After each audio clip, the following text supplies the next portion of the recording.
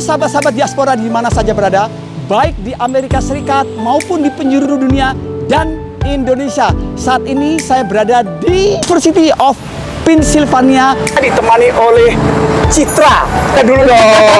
Saat ini sedang mengajar di mengajar bahasa Indonesia. Mengajar bahasa Indonesia. Ini adalah diaspora yang luar biasa. Masih muda belia tapi sudah bisa mengajar loh. Keren kan? Ya, gimana nih udaranya nih? Sejuk banget habis hujan, seger. Wah, sejuk habis hujan, seger. Seseger hatinya Citra. Atau ngomongnya tuh kita pindah nih udah nih. Ya boleh, kita cari tempat yang lain. Oh, kita mau pindah cari ke tempat lain dulu. Ayo, let's go. Let's go. Alhamdulillah kita sudah sampai di tempat duduk yang nyaman dan tidak berisik. Tadi kan di pinggir jalan. Iya, tadi pinggir jalan jadi agak berisik. Rasanya tuh agak kurang nyaman, tapi sekarang udah nyaman ya. Nah, Citra, ini aku pengen tahu nih. Boleh dong cerita di Klumit latar belakang Citra di Indonesia biar teman-teman tahu nih siapa Citra sebenarnya nih, kok bisa sampai di Amerika nih. Ya, jadi saya di Indonesia, backgroundnya memang belajar sastra Inggris dari sastra Inggris, ya, Universitas Brawijaya di Malang. Terus setelah kerja saya lanjut S2-nya itu Applied Linguistic di New Zealand. Itu belajar tentang mengajar bahasa, tapi nggak cuma bahasa Inggris aja, tapi juga bahasa-bahasa lainnya. Pengajarannya itu bagaimana? Jadi yang saya pelajari waktu S2 itu teknik mengajar bahasa itu bagaimana. Jadi bisa diaplikasikan ke ngajar bahasa Inggris, bahasa Indonesia. Makanya waktu saya di sini bisa ngajar bahasa Indonesia dengan background itu Applied Linguistic gitu. Dan saya ada di sini karena saya mengikuti program Bright Foreign Language Teaching Assistant dari Fulbright beasiswa. Gitu. Nah Fulbright itu aplikasinya dari Indonesia? Iya, aplikasinya dari Indonesia. Soal itu apakah ada kaitan dengan Diknas nggak? Atau memang murni Citra itu mengambil Fulbright itu langsung di aplikasi sendiri? Jadi Fulbright itu kayak semacam beasiswa gitu. Beasiswanya itu programnya ada banyak. Salah satunya program untuk mengajar di Amerika gitu. Tidak bayar sama sekali, justru ada S2, S3. Dan salah satunya juga program-program yang non-degree, kayak misalnya ini yang ngajar bahasa Indonesia ini gitu. Dan saya ikut yang program ini. Wih, luar biasa. Sebentar dulu. Biayanya itu biaya dari memang Amerika dari sini, UPenn, atau memang dari pemerintah kita? Bukan, jadi Fulbright itu organisasi. Jadi organisasi dari Amerika dan Indonesia untuk kayak membiayai mahasiswa yang mau belajar S2, S3 gitu. Dan juga mereka menyediakan program-program pengembangan diri, salah satunya untuk mengajar seperti ini. Gitu. Wah, itu berapa tahun di sini? 2 semester kalau untuk mengajar. 2 semester selesai? Iya. Berarti 1 tahun ya? Iya, 1 tahun. Itu untuk biaya. Kita tahu ya, yang namanya biaya di Amerika sangat mahal ya. Biaya makan, terus biaya apartemen, biaya transportasi, itu juga? Iya, dari Fulbright juga. Fulbright memang menyediakan stipend untuk kita, dan itu memang udah disesuaikan dengan biaya hidup di Amerika. Gitu, untuk tempat tinggal, untuk makan, transportasi gitu. Oh, cukup ya untuk satu? Cukup, alhamdulillah. Alhamdulillah bisa juga sedikit nabung juga bisa? Itu tergantung gaya hidup, tapi sedikit bisa. Biasa. Yang penting bukan masalah kita bisa nabung itu perlu ya, tapi adalah pengalaman yang paling berharga ya. Betul. Itulah karena kita harus orang namanya pengen maju itu kan harus istilahnya bahasa kerennya itu move on, tidak stuck di dalam satu tempat, betul nggak? Betul. Jadi networking, jaringan itu sangat perlu. Iya, jadi harus mau berprogres gitu, harus mau pindah ke tempat lain untuk cari pengalaman. Wah, keren ini. Ini yang namanya generasi milenial ya. Iya, saya milenial. Kalau aku enggak, soalnya aku usianya udah 50 tahun, udah tua. Oke, bagus ya. Wah, ini menarik ya teman-teman ya. Nah, setelah tahu backgroundnya di Indonesia, S2-nya ya, dari luar ya kita ya, buat kita itu untuk generasi itu, wah, rasanya itu saya pun juga iri nih. Harus banyak belajar juga nih. Waduh gitu. Nah, ngomong-ngomong ya, sesampainya di Amerika itu kan mengajar ya. Jadi waktu itu kita ada matching proses gitu. Kita dikasih 5 pilihan kampus-kampusnya yang kita minati. Salah satunya ada UPenn. Terus dari UPenn juga mereka meranking kandidatnya. Kebetulan saya match dengan UPenn. Jadi makanya ditempatkan di sini. Terus ngajar kan kalau di Indonesia udah biasa ya. Siswanya pasti ya orang-orang Indonesia ya. Sekarang nih ngajar di luar negeri di UPenn yang dimana kampus ini adalah kampus internasional. Tentunya mahasiswanya juga bukan satu negara kan? Gimana untuk mengatasinya dan berapa orang yang diajarkan? Saya ngajar 2 kelas, ada kelas beginner dan kelas intermediate. Untuk kelas bahasa Indonesia, kebetulan yang untuk kelas intermediate itu lebih banyak. Dan kebanyakan mereka itu adalah generasi kedua dari orang-orang Indonesia yang ada pindah ke Amerika. Jadi orang tuanya orang Indonesia yang udah pindah ke Amerika, mereka lahir di sini. Jadi mereka besar dengan bahasa Inggris. Jadi untuk bahasa Indonesianya mereka kurang lancar. Oke, gitu. luar biasa. Jadi ini ceritanya ini juga mengajar orang-orang Indonesia yang diaspora ya, Iya. yang lahir di sini. Betul. Berapa orang kira-kira? Kurang lebih ada 8 orang di 8 kelas orang. di kelas intermediate. Nah, kalau untuk kelas beginner itu mereka 3 orang.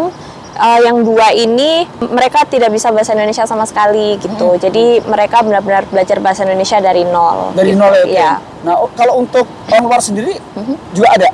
Ada dari Thailand, terus ada yang asalnya dari New York juga ada. Oh, dari berbagai negara juga ada ya? Iya. Ganti-ganti itu mungkin? Iya, di sini ada yang ikut 2 semester, jadi mereka ikut dari semester 1, semester 2 mereka ikut, tapi ada juga yang baru ikut di semester kedua juga ada. Gitu. Mengapa mereka itu mau mengambil bahasa Indonesia? Ini boleh cerita nggak? Gitu? Oh ya, ini menarik sih, karena untuk anak-anak generasi kedua itu tadi, mereka bilang kalau misalnya ke Indonesia, mereka ketemu keluarganya di Indonesia, mereka pengen ngobrol. Tapi kalau pakai bahasa Inggris kan susah. Susah, betul. Ya, jadi motivasi utamanya itu untuk ngobrol sama keluarga di Indonesia.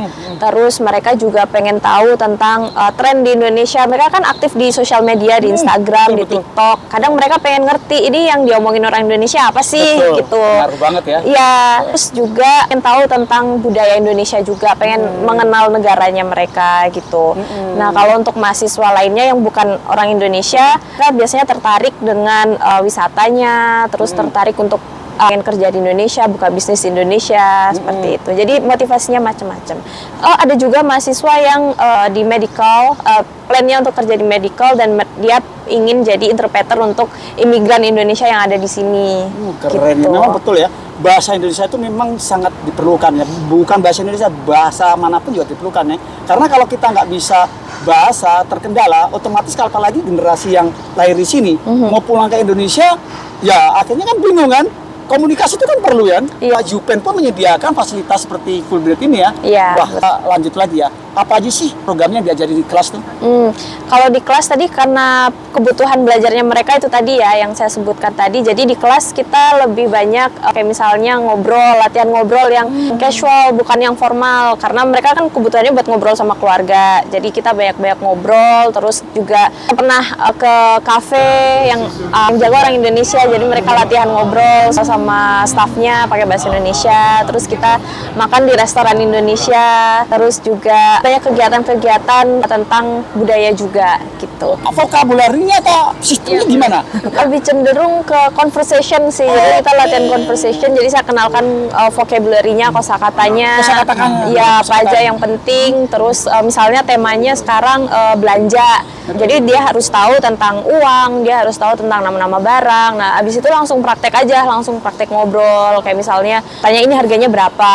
Ini harganya 45.000. Nah, terus mereka kayak 45.000 gitu. Uangnya 50.000. Jadi harus gimana? Bayarnya pakai apa? Nah, gitu. Jadi langsung ngobrol aja sesuai topik-topik atau tema-temanya gitu. 2 semester. Ya. Itu cukup lama ya. 1 tahun itu cukup lama. Nah, kira-kira tuh dari hasil citra mengajar yang kita ketahui adalah latar belakang mahasiswinya itu kan sudah besar-besar ya kan? Ya. Prosesnya kan beda. Kalau anak kecil berarti kalau diajarin itu kan cepat ngerti ya. Nah, ini kan udah gede-gede ya. Ini gimana nih? Kira-kira ada tantangan halangan nggak? Terus hasilnya goalnya itu ada nggak? Kalau untuk mahasiswa yang umurnya 17, 19, 20 itu tantangannya mungkin gimana bikin mereka belajar dan gak bosen.